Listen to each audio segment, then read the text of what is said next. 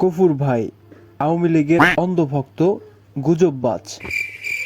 রাশেদ ভারত প্রেমী, সবকিছুতেই ইমোশনাল। কাশেম মিয়া পাকিস্তানি সাপোর্টার, চানা হালিম স্পেশাল।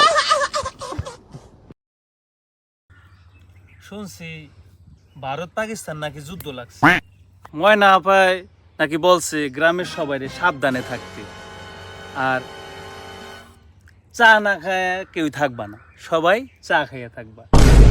বলেন কি গফুর ভাই, তাহলে তো যুদ্ধ থামাইতে আবার চায়ের কূটনীতি লাগবো।